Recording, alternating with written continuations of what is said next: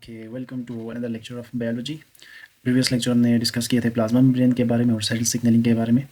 Now we will discuss about the membrane transport mechanism, lecture number 7 I think 1.7 है। सो membrane transport mechanism से मुराद ये है कि जिस तरह प्लाज्मा मेम्ब्रेन में हमने डिस्कस किया कि प्लाज्मा मेम्ब्रेन क्या करता है, किसी भी सेल के टोटल जो मैकेनिज्म है इन आउट का, कि कौन से मॉलिक्यूल्स सेल के अंदर दाखिल हो सकते हैं और कौन से मॉलिक्यूल्स सेल को लीव करेंगे, और कितनी अमाउंट में वो मॉलिक्यूल या वो स्पेसिफिक मटेरियल इंटर होगा और कितनी अमाउंट में वो स्पेसिफिक जो है ना, वो चाहे वो हार्मोन्स हो, प्रोटीन हो या कोई भी मॉलिक्यूल हो, कोई मैसेंजर हो जो सेल के बाहर चला जाए, तो इनको रेगुलेट किया जाता है। बस इस सिस्टम को, इस मैकेनिज्म को मेम्ब्रेन ट्रांसपोर्ट मैकेनिज्म कहते हैं।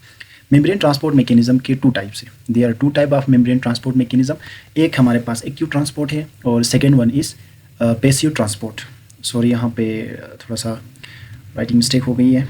Here is first one is passive transport and second one is active transport. ठीक हो गया। ये पैसिव ट्रांसपोर्ट क्या होगा, इसके अंदर मजीद क्लासिफिकेशन है, जैसे सिंपल डिफ्यूजन है, facilitated diffusion and osmosis, these are passive transport and active transport are primary active transport and secondary active transport. Means कि इन दोनों में क्या डिफरेंस है। Primary active transport passive transport हम ऐसे ट्रांसपोर्ट मैकेनिज्म को कहेंगे जिसमें एनर्जी का यूज़ नहीं होता, एनर्जी का इस्तेमाल नहीं होता। एक्टिव ट्रांसपोर्ट से मुराद ऐसा मैकेनिज्म ऑफ ट्रांसपोर्टेशन जिसमें हम एनर्जी को क्या करते हैं, यूज़ करते हैं to transport material in out of the membrane.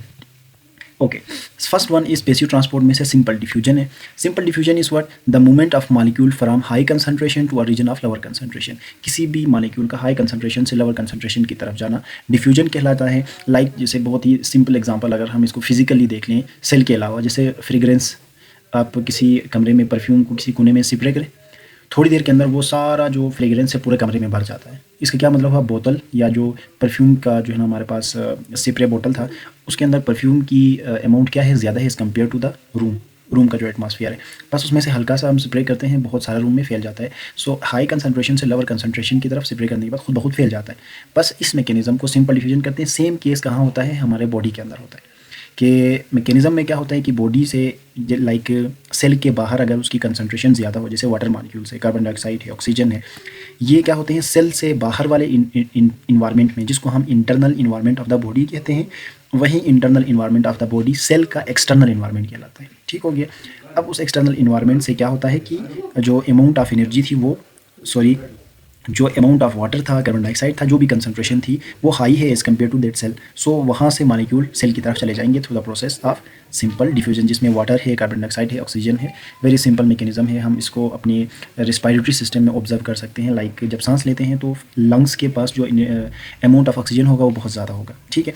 लेकिन जो सेल वहाँ पर जो RBCs पहुँच गए हैं अल्वियोलाई के पास, वहाँ पर जो सेल होंगे या जो रेड ब्लड सेल्स हैं उनके पास ऑक्सीजन की अमाउंट कम है, उनके पास कार्बन डाइऑक्साइड की अमाउंट ज़्यादा है। तो उनसे कार्बन डाइऑक्साइड लंग्स में आ जाएगा थ्रू सिंपल डिफ्यूजन, और ऑक्सीजन लंग्स से उन सेल में चला जाएगा थ्रू सिंपल डिफ्यूजन। और ये हमारी एक बेसिक लाइफ को क्या करते हैं, कंटिन्यू करता है सिंपल डिफ्यूजन। अगर ये ना हो, वहाँ पर भी बहुत ज़्यादा अगर एनर्जी इन्वेस्ट करनी पड़े, तो शायद ये जो छोटा सा मैकेनिज्म है वो एक नॉर्मल ज़रिए से प्रोसीड नहीं होता। होप सो समझ आई हो। नेक्स्ट हमारे पास है फैसिलिटेटेड डिफ्यूजन। फैसिलिटेटेड से मुराद ये है फैसिलिटेट करना, मिसाल के तौर पर उसको सहूलियात फराहम करना। हम अपनी आम टर्म्स में यही कहेंगे कि फैसिलिटेट करना, कि जैसे हॉस्पिटल जाते हैं तो वहाँ पर मिसाल जो मरीज़ के साथ जो अटेंडी जाते हैं उनके बैठने के लिए मिसाल के तौर पर बहुत सारे बेंचेस लगे हुए हैं, चेयर लगे हुए हैं, आज के दौर में मोबाइल चार्जिंग की जगह रखी हुई। सो ये क्या है, फैसिलिटेट कर रहे हैं आवाम को। इसी तरह गवर्नमेंटल प्रोजेक्ट्स आते हैं, जैसे मेट्रो स्टेशन हैं या दूसरे किस्म की जो एयरप्लेन टिकट्स हैं फ्री में मिल जाते हैं, सब्सिडीज़ देते हैं वगैरह वगैरह। तो ये सारे क्या हैं, फैसिलिटेट करना आवाम को। ये अलग बात है कि ज़हमतें ज़्यादा मिलती है। खैर, फैसिलिटेटेड डिफ्यूजन में क्या होता है कि फैसिलिटेटेड डिफ्यूजन में अब उसी डिफ्यूजन की ही टाइप है, यानी एक मॉलिक्यूल का हाई कंसंट्रेशन में लो कंसंट्रेशन में जाना। लेकिन यहाँ पे मसला ये है कि वो खुद से नहीं जा सकता due to the restriction of that membrane. तो इनको फैसिलिटेट करना पड़ेगा, इनको कोई रास्ता मुहैया करना पड़ेगा कि वो वहाँ से चले जाएँ। बस diffusion facilitated diffusion high concentration से लो कंसंट्रेशन जाएगा by the help of a carrier. वो कैरियर क्या होगा, प्रोटीन होगा। जैसे हमने डिस्कस किया था प्लाज्मा मेम्ब्रेन में कि इसमें कुछ खास किस्म के प्रोटीन्स गेटेड होते हैं, यानी गेट का काम करते हैं। जैसे कुछ चैनल प्रोटीन्स कहा था, कुछ को कैरियर प्रोटीन कहा था। तो ये कैरियर प्रोटीन क्या करते हैं, इसको असेस करते हैं। बस फैसिलिटेटेड डिफ्यूजन से मुराद ये होगी। इन water soluble molecules can't pass through membrane, these molecules need specific pass. अब चूंकि प्लाज्मा मेम्ब्रेन है, लिपिड है, हाइड्रोफोबिक है, इजीली पास नहीं हो सकता कोई वाटर, या यूँ कह लें कि और इनऑर्गेनिक मॉलिक्यूल है या वाटर डिजॉल्विंग कोई बड़ा सा मॉलिक्यूल है, खुद वाटर पास हो जाएगा क्योंकि वाटर का मॉलिक्यूल बहुत छोटा है इसलिए। पोर्ट से गुजर सकता है, लेकिन कोई बड़ा मॉलिक्यूल है जो लिपिड सोल्यूबल नहीं है तो वो रिस्ट्रिक्ट हो जाएगा। अब उस मॉलिक्यूल को सेल के अंदर ले जाने के लिए ख़ास किस्म के कैरियर प्रोटीन्स होते हैं, वो जब हाई कंसनट्रेशन से उन कैरियर प्रोटीन के थ्रू जब चला जाए तो उस डिफ्यूजन को क्या कहेंगे, फैसिलिटेटेड डिफ्यूजन कहेंगे। इसमें आगे देखें डिस्कशन में channel protein and carrier proteins. And what are channel proteins? It help in the entry and exist, या एग्जिट होना चाहिए था, यहाँ पे एग्जिस्ट नहीं है। It help in the entry of and exit, exist यहाँ पे गलत है, एग्जिट होना चाहिए। Exit of substances in the cell, cell से इंटर होना और एग्जिट होना, ये क्या करता है, हेल्प करता है। इसी तरह से 2 टाइप ऑफ चैनल प्रोटीन्स हैं, इसमें ओपन चैनल प्रोटीन्स है और गेटेड चैनल प्रोटीन्स है। अब देखें ओपन चैनल प्रोटीन्स क्या करते हैं, create pore in the membrane and allows charge molecule to pass through, यानी ये सेल मेम्ब्रेन के अंदर जो है ना इस तरह खुद जाते हैं और इन प्रोटीन के बीच में सुराख होता है, यूँ कह लें कि उसमें होल होता है, इजीली उस होल के थ्रू पास हो जाते हैं। ठीक है, गेटेड प्रोटीन्स क्या, आइदर ओपन और close and regulated the entry and out of the cell. इस गेटेड के मतलब उनके ऊपर छोटा सा ढक्कन होता है, उसके ऊपर जो बाहर से मॉलिक्यूल आया है वो उसके साथ अटैच होगा, अटैच होने के बाद वहाँ पर ATP आएगा, सॉरी वहाँ पर जो चेंजेस आएंगे उस चैनल प्रोटीन में, गेट ओपन हो जाएगा उस मॉलिक्यूल के अटैचमेंट से और गेट खुलने के बाद वो चला जाएगा सेल के अंदर। ठीक हो गया। So these are the membrane transport के कुछ मैकेनिज्म है। अभी इसमें ओस्मोस, ये आपके पास डायग्राम है। प्रोटीन चैनल्स में देखें सिंपली प्रोटीन है, ये चला जाएगा इस चैनल के थ्रू, ये कैरियर प्रोटीन है, बाहर आएगा इसके साथ, यहाँ पर एक मॉलिक्यूल अटैच हो जाएगा, उसके बाद फिर यहाँ पे स्पेसिफिक इसका शेप है और वो फिर उसके थ्रू अंदर सेल में ट्रांसपोर्ट करते हैं। सो ये आर कैरियर प्रोटीन से, यहाँ पे इतनी वेल ऑर्गेनाइज डायग्राम नहीं है, you can easily see on Google की, वहाँ पर आप देखें कि कैरियर प्रोटीन और चैनल प्रोटीन में क्या डिफरेंस है, तो बहुत ईजिली वहाँ पर नज़र आ जाएगा। ओके, नेक्स्ट हमारे पास है कैरियर प्रोटीन। कैरियर प्रोटीन्स क्या हैं, प्रेजेंट ऑन सेल मेम्ब्रेन में होते हैं, ये मौजूद होते हैं, carry the molecule to pass through, उसमें से इजीली मॉलिक्यूल्स को पास करने में हेल्प करते हैं। Change the shape of molecule and release to other site, खुद जो है ना मॉलिक्यूल के शेप को चेंज करके और दूसरे मॉलिक्यूल साइट पे उसको ट्रांसफ़र करते हैं मेम्ब्रेन के।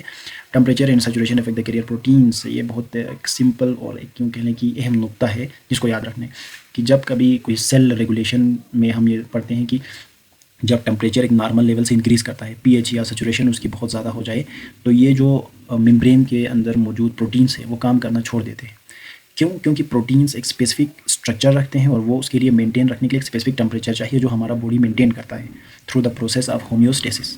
ठीक है, या थर्मो रेगुलेशन हम कह सकते हैं इसको, कि हमारे बॉडी के टेम्परेचर को क्या किया जाता है, मेंटेन किया जाता है। ठीक है, ताकि ये जो मैकेनिज़म्स हैं ये ईजिली परफॉर्म होते रहें। अगर ये मैकेनिज़म्स अगर सम मिली सेकेंड्स के लिए भी रुक जाए तो इंसान की क्या हो जाती है, डेथ हो जाती है, या लिविंग ऑर्गेनिज्म की क्या होती है, डेथ हो जाती है। इसी तरह से ओस्मोसिस है। ओस्मोसिस इसको ज़्यादातर रिलेट किया जाता है वाटर मॉलिक्यूल के साथ, यानी ऐसा प्रोसेस जिसमें मॉलिक्यूल पास हो जाते हैं solution of low concentration to a solution of, ये गलत लिखा है, through a solution of high concentration से लो कंसनट्रेशन में चले जाते हैं। The process by which the molecule pass from a solution of high concentration to a solution of low concentration through the semi permeable membrane is called osmosis. High concentration से low concentration solution की तरफ molecules का move करना osmosis कहलाता है। And next is हमारे पास example जैसे feeling thirsty of having salty food, ये एक ओस्मोसिस की एग्जांपल है। जब हम जब साल्ट लेते हैं तो बहुत ज़्यादा क्या लगती है, प्यास, उसके नतीजे में हम क्या होते हैं, बहुत सारा पानी पीते हैं। इसी तरह dialysis of kidney, dialysis process अगर किसी ने जो है ना अगर पढ़ा है तो उसके अंदर हमें ये चीज़ें नज़र आती हैं। So these are the basic facilitated और हमने सिंपल पैसिव ट्रांसपोर्ट मैकेनिज्म्स को डिस्कस किया। अगर हम कंपैरिजन करें सिंपल डिफ्यूजन और फैसिलिटेटेड डिफ्यूजन की, तो इसमें क्या है, type of a passive transport और फैसिलिटेटेड डिफ्यूजन इस टाइप, दोनों पैसिव ट्रांसपोर्ट है। चूँकि कंपैरिजन कर रहे हैं तो सेम चीज़ें भी हैं और डिफरेंट चीज़ें भी इसमें डिस्कस हैं। दोनों पैसिव ट्रांसपोर्ट के ही टाइप्स में आते हैं। इसमें क्या होता है, सब्सटेंसेस जो है ना वो करते हैं move from area of region of higher concentration to area of region of lower concentration. इसमें भी area of region of high concentration से लो कंसंट्रेशन की तरफ जाता है, but the help of a carrier, बस ये डिफरेंस है। Doesn't directly require chemical energy, ATP GTP उसमें कोई नहीं चाहिए, ATPs नहीं चाहिए, GTPs नहीं चाहिए, कोई एनर्जी मॉलिक्यूल हमें यहाँ पे ज़रूरत नहीं है और इसमें भी नहीं है, चूँकि दोनों पैसिव ट्रांसपोर्ट है। ट्रांसपोर्ट प्रोटीन्स इसमें रिक्वायर नहीं होते हैं, इसमें ट्रांसपोर्ट प्रोटीन रिक्वायर्स होते हैं। रेट जनरली स्लो होता है but more straight forward, it doesn't rely upon the binding capacity of membrane protein with the substance for transport. इन चीज़ों पर डिपेंड नहीं करता, क्योंकि स्मॉल मॉलिक्यूल्स हैं, खुद ब खुद चले जाते हैं और स्लोली जाते हैं।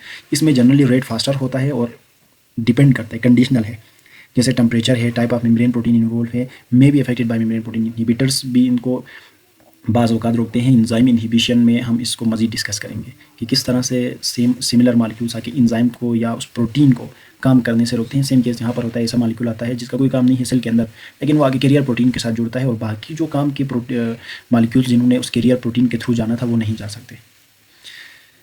तो इसको हम क्या कहेंगे, इनहिबिशन कहेंगे। और स्मॉल जो नॉन पोलर मॉलिक्यूल्स हैं जैसे oxygen, carbon dioxide diffuse easily across the plasma membrane. इसमें जो पोलर मॉलिक्यूल्स हैं जैसे ग्लूकोज है, अमाइनो एसिड है, लार्जर आयंस है, सोडियम आयंस है, क्लोराइड आयंस है, और लार्ज नॉन पोलर मॉलिक्यूल जैसे रेटिनॉल है, imply facilitated diffusion by membrane protein across the plasma membrane. तो इनके जरिए से ये ट्रांसपोर्ट का मैकेनिज्म डिस्कस किया जाता है। नेक्स्ट हमारे पास क्या है, एक्टिव ट्रांसपोर्ट है। ये अनदर मैकेनिज्म है जिसमें हमने कहा था कि एनर्जी यूज होगा। तो movement of molecule of ion across membrane from lower to high concentration against the concentration gradient. अब ये देखिए, ये एक्टिव ट्रांसपोर्ट कहलाएगा। लो कंसंट्रेशन से हाई कंसंट्रेशन की तरफ मॉलिक्यूल ले जाना है। ऑलरेडी कम है तो उनको निकालना मुश्किल होता है, बस उसको फैसिलिटेट किया जाता है with the help of energy. इसलिए इसको क्या कहा जाता है, एक्टिव ट्रांसपोर्ट कहा जाता है। एक्टिव ट्रांसपोर्ट के दो टाइप्स हैं, primary active transport and secondary active transport. Primary active transport में क्या होता है, energy supplied in the form of ATP की फॉर्म में एनर्जी दी जाती है।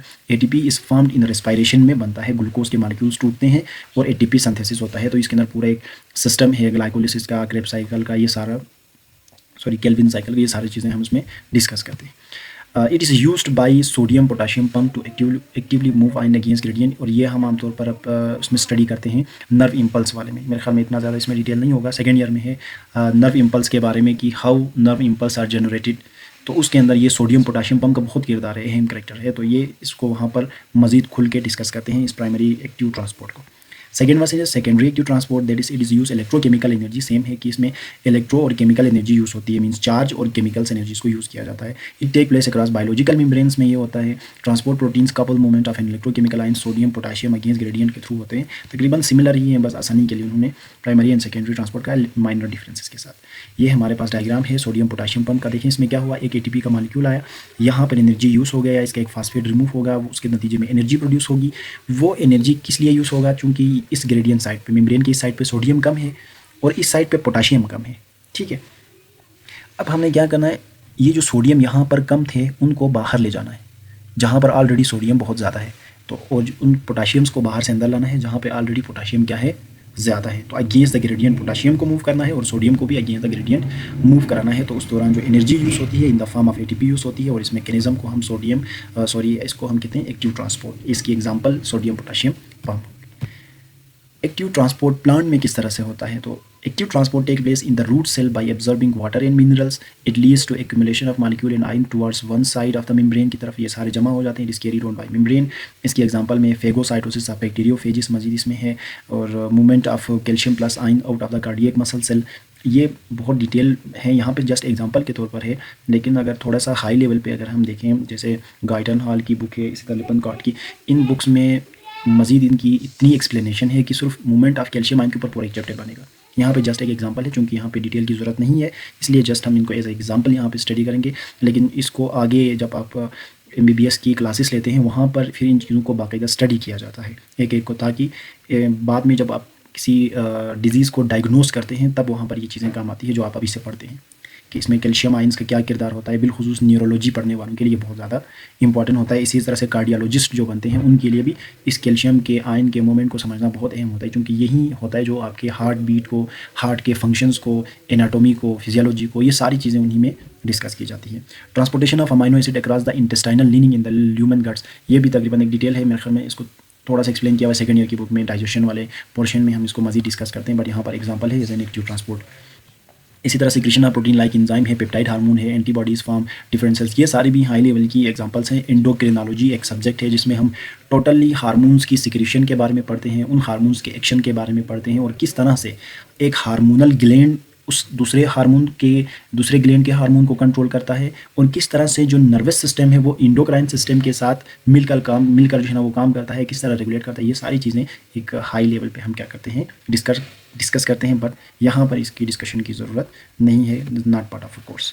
Functioning of white blood cells by protecting our body, ये भी एक एग्जांपल है यहाँ पर एक्टिव ट्रांसपोर्ट की, जिसमें वाइट ब्लड सेल्स, ये इम्यूनोलॉजी का चैप्टर आ जाएगा इसमें पूरा, उसमें हम डिस्कस करते हैं कि किस तरह से वाइट ब्लड सेल्स काम करते हैं। वाइट ब्लड सेल्स में भी डिफरेंट इसकी टाइप्स हैं कि कौन सा जो है ना वाइट ब्लड सेल जो है ना वो कौन सा फंक्शन क्लियर करता है। तो ये सारी चीज़ें हम इसमें क्या करते हैं, डिस्कस करते हैं। ओके, यहाँ तक के लिए आज का चैप्टर है। इंशाल्लाह we will discuss next lecture about the cytoplasm in organelles. Take care, अल्लाह हाफिज़।